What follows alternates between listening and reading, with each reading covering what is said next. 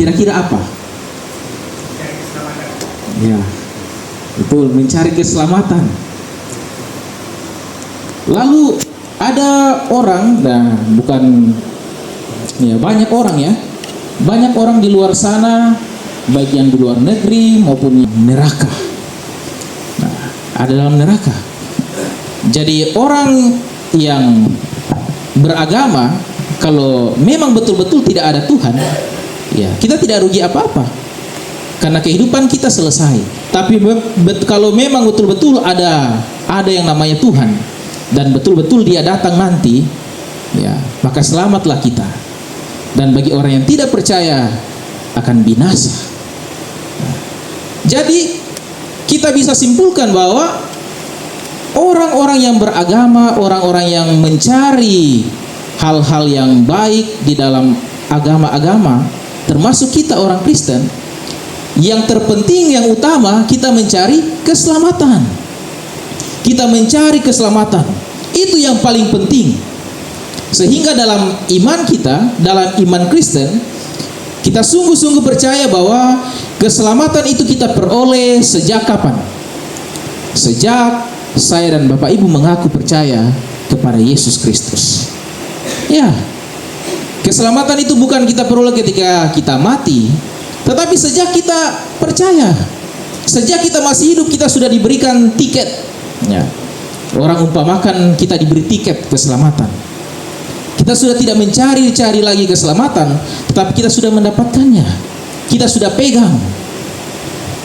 Lalu kematian merupakan tempat, merupakan pintu untuk kita masuk ke dalam kehidupan yang berikutnya. Kehidupan kekal.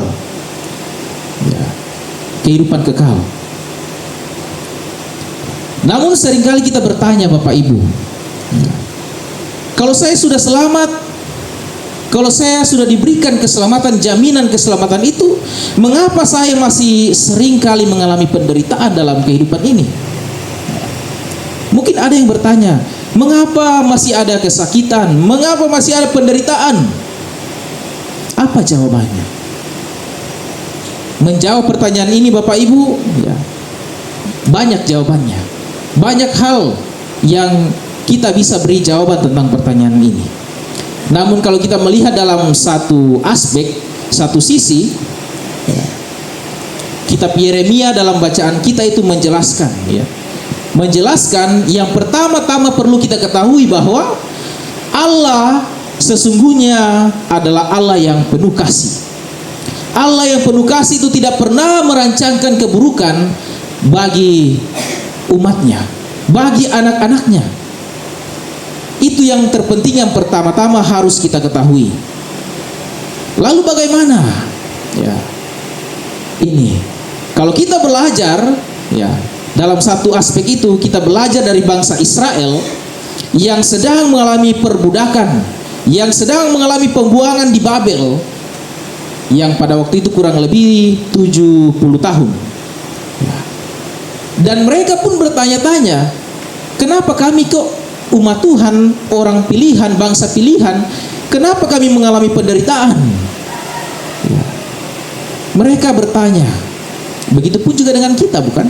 Kita bertanya mengapa kita mengalami penderitaan. Tetapi sesungguhnya penderitaan yang mereka alami itu bukan karena Tuhan. Itu bukan karena rencana Tuhan. Tetapi penderitaan itu datang karena kesalahan mereka sendiri. Karena dosa-dosa mereka. Karena ketidaksetiaan mereka. Mereka mengingkari perjanjian mereka dengan Tuhan dan berbuat apa yang jahat di mata Tuhan. Ya. Itulah mengapa manusia bisa mengalami penderitaan. Itu salah satu aspek. Karena dosa dan pelanggaran yang dibuat. Dan kalau zaman sekarang, ya, kalau kita lihat dan mungkin kita renungkan dalam diri kita, Bapak Ibu, banyak orang-orang Kristen sekarang rajin beribadah, ya, rajin pelayanan, rajin pergi ibadah, rajin pergi kumpulan. Tetapi sesungguhnya dalam kehidupan mereka, bagi dirinya itu hanya formalitas, ya. itu hanya kebiasaan yang harus dilakukan. Karena kalau tidak dilakukan, karena kalau tidak pergi ibadah, karena kalau tidak pergi melayani, ya rasanya lainnya. Rasanya kayak bukan orang Kristen begitu. Ya. Tetapi sesungguhnya iman itu tidak bertumbuh. Sesungguhnya tidak ada ketertarikan untuk mau beribadah, untuk mau melayani. Tidak ada ketertarikan dalam hal-hal spiritual. Dalam hal spiritual. Dalam hati pikiran kita, apa sih Tuhan itu? Tidak kelihatan. Kenapa saya mau beribadah? Ya. Oh, karena saya orang Kristen, KTP saya Kristen. Jadi saya harus beribadah. Kita menganggap itu semua tidak ada pengaruhnya dalam kehidupan kita. Tidak ada pengaruhnya bagi pekerjaan kita. Dan bahkan kita melihat agama itu sebagai pembatasan diri kita, membatasi kehidupan kita, membatasi kebebasan kita. Dalam hati pikiran kita itu sesungguhnya kita mau hidup seenaknya. Kita mau hidup seolah-olah kita yang mengendalikan diri kita. Kita yang mengendalikan kehidupan kita sendiri. Sehingga Allah seringkali memperlihatkan kuasanya.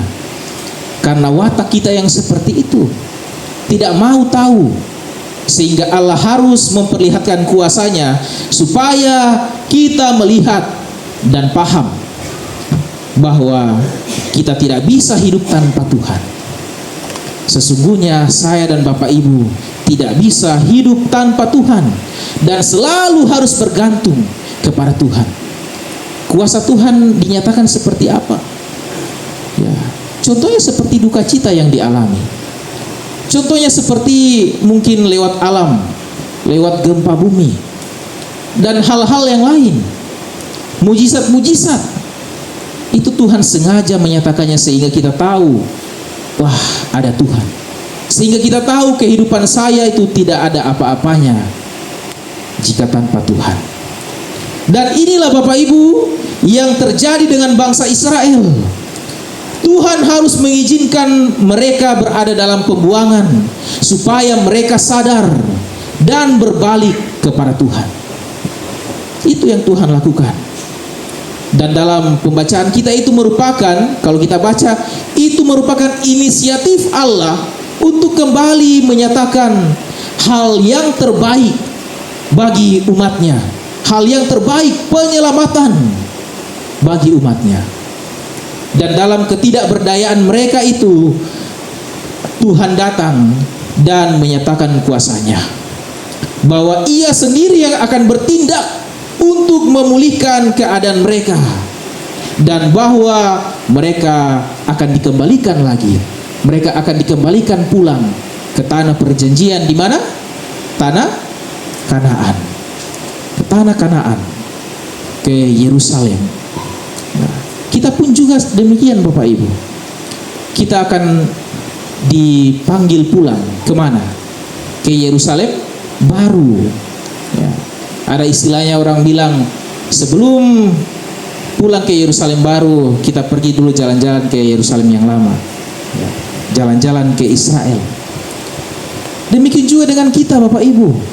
Kita akan kembali pulang, dikembalikan oleh Tuhan kembali ke asal kita, yaitu bersama-sama dengan Kristus di dalam surga, di dalam kekekalan bersama Dia. Ya. Meskipun Tuhan menghukum, tapi Tuhan tidak akan pernah mengingkari janjinya. Dia tidak akan pernah mengingkari janjinya. Sekali Dia berjanji akan menyelamatkan, pasti Dia akan menyelamatkan. Menyelamatkan umatnya, menyelamatkan saya dan Bapak Ibu. Ya. Kalau kita baca menarik ya, di ayat yang 9, kalau kita perhatikan di situ dikatakan bahwa Efraim sebagai yang sulung. Ya. Efraim. Siapa itu Efraim Bapak Ibu? Anaknya siapa itu Efraim? Anaknya Yusuf. Betul ya? Anaknya Yusuf, bukan nenek di sana ya. Ya. Yusuf, Efraim. Anak Yusuf ada berapa Bapak Ibu? Ada 2 ya, Efraim dan Manasye. Siapa yang, kalau secara biologi siapa yang tua? Manasye. Manasye yang anak pertama. Tapi kenapa Tuhan mengatakan bahwa Efraim lah yang menjadi anak yang sulung, menjadi yang sulung? Kenapa? Sama halnya juga dengan Esau dan Yakub. Esau lah yang anak sulung secara biologis, secara darah daging. Tetapi Tuhan pun memilih Yakub sebagai yang sulung, dan dialah yang memperoleh hak kesulungan. Ya. Bapak Ibu, itu merupakan hak Tuhan untuk memilih. Dan Tuhan tahu hati setiap orang sehingga dia memilih mereka. Tuhan melihat ada sesuatu yang berharga, ada iman dalam hati mereka, ada iman dalam hati Firaun, dalam hati Efraim dan juga Yakub. Nah, sehingga dalam iman mereka lah yang menjadi yang sulung. Meskipun secara biologis mereka adik, tetapi secara iman mereka yang sulung. Bagi orang yang Yahudi itu hak kesulungan itu merupakan hak yang istimewa Bapak Ibu ya. Merupakan hak istimewa. Selain mereka mendapatkan warisan yang lebih besar, berkat-berkat dari Tuhan pun berbeda daripada anak yang bungsu. Jadi punya makna yang dalam. Jadi kalau di dalam perjanjian lama, hak kesulungan itu diberikan pada orang-orang tertentu saja, pada orang-orang yang dipilih Tuhan saja. Lalu bagaimana dalam perjanjian baru Bapak Ibu? Siapa yang dikatakan sebagai orang yang diberikan hak sulungan itu? Siapa? Yaitu orang-orang yang ditebus oleh darah Kristus. Orang-orang yang diselamatkan melalui pengorbanan Kristus. Orang-orang yang percaya kepada Kristus. Bapak Ibu sudah diselamatkan? Amin. Kalau kita percaya bahwa kita sudah diselamatkan, bahwa kita ini adalah anak-anak yang sulung, kita diberikan hak kesulungan. Yakobus pasal 1 ayat 18 berkata, atas kehendaknya sendiri Ia telah menjadikan kita oleh firman kebenaran, supaya kita pada tingkat yang tertentu menjadi anak sulung. Menjadi anak sulung di antara semua ciptaan. Sungguh luar biasa Bapak Ibu. Kita semua diberikan hak kesulungan itu. Jadi kita mendapatkan tempat, mendapatkan bagian di dalam kerajaan surga. Karena kita sudah diberikan keselamatan. Keselamatan sudah diberikan kepada kita. Ya. Kita menjadi yang sulung Bapak Ibu. Lalu pada minggu ini juga tadi dikatakan bahwa minggu PKBGT dan juga minggu Pekan Pemuda. Khusus bagi PKBGT, Persekutuan Kaum Bapa Gereja Toraja, kita memaknai peran kita sebagai imam. Ada 3 peran, yaitu imam di dalam keluarga, imam di dalam jemaat, dan kita berperan imam juga di dalam masyarakat. Kalau kita mengingat-ingat kaum bapa, bahkan semua kaum laki-laki, apakah kita sudah berperan dengan baik untuk berperan di dalam imam, menjadi imam dalam keluarga, menjadi imam dalam gereja, dan juga dalam masyarakat atau dalam pekerjaan kita? Bagaimana? Kita sudah melaksanakan tugas kita dengan baik? Namun dalam kenyataan banyak orang ya, mungkin termasuk kita juga, kita sering lalai melakukan tugas kita. Kita sering tidak peduli dengan hal-hal kerohanian. Ya. Bahkan terbaliknya, sekarang banyak perempuan yang menjadi imam dalam keluarga, dalam hal spiritual, dalam hal keagamaan. Perempuan yang lebih banyak berperan, perempuan yang banyak rajin pergi ibadah, rajin persekutuan. Tapi kalau saya lihat ini nih, sekarang ya seimbang ya. Ya, semoga terus bertahan. Tapi kalau yang lalu-lalu ya perempuan yang paling banyak. Ya, tibalik motelino, terbalik dunia. Sayang sekali. Padahal sejak dulu kala, sejak dunia diciptakan, Tuhan memberikan peran yang sungguh luar biasa pada laki-laki. Menjadi imam, berperan untuk mengantar keluarga, mengantar orang-orang untuk mengenal Kristus. Bertanggung jawab secara spiritual, bertanggung jawab terhadap sesama, dan bertanggung jawab pada alam semesta. Tuhan memberi mandat ya untuk mengerjakan alam ini sesuai dengan hikmat Tuhan. Tapi iblis terus berusaha, mulai dari zaman Adam dan Hawa sampai pada saat ini. Iblis itu terus berusaha mengambil bentuk. Waktu itu dia ambil bentuk ular ya, tapi sekarang dia ambil bentuk manusia sesama. Dia menggoda kita. Dia terus berusaha untuk mengacaukan peran kita sebagai imam dan membuat kita jauh daripada Tuhan. Lalu apa yang harus kita lakukan, Bapak Ibu? Yang perlu kita lakukan yaitu pertama-tama menyadari kelemahan kita. Ketika Tuhan memberikan kita keselamatan, menyatakan keselamatan kepada kita, kita berkata, Tuhan, bagaimana bisa saya diselamatkan? Saya ini orang berdosa, Tuhan. Saya tidak pantas untuk diselamatkan. Kemarin saya berbuat dosa, hari ini saya mungkin melakukan, saya tidak tahu besok saya melakukan atau tidak. Tidak ada jaminan. Mungkin kita berkata seperti itu, Bapak Ibu. Ketika kita merasa demikian, maka sesungguhnya disitulah kita membutuhkan Tuhan Yesus. Kita membutuhkan Roh Kudus.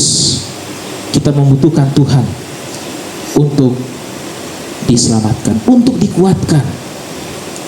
Karena itu jangan jauh. Ketika kita merasa demikian, jangan menjauh daripada Tuhan, Bapak Ibu. Jangan menjauh daripadanya. Apa yang kita lakukan, kita datang kepadanya. Kita berusaha untuk datang kepadanya dan memohon pengampunan. Seperti Bartimeus tadi. Dia seorang buta, tidak berdaya. Dia buta. Dan dia memohon pertolongan Tuhan. Banyak orang pada waktu itu termasuk para murid menghalang-halangi dia. Disuruh diam kamu. Diam.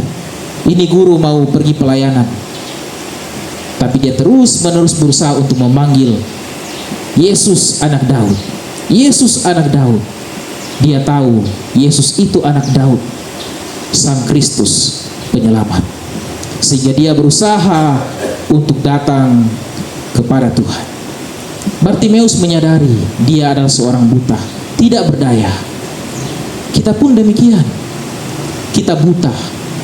Buta dalam iman, buta secara rohani, dan kita perlu Tuhan Yesus untuk membuka mata iman kita supaya bisa melihat keselamatan daripada Tuhan.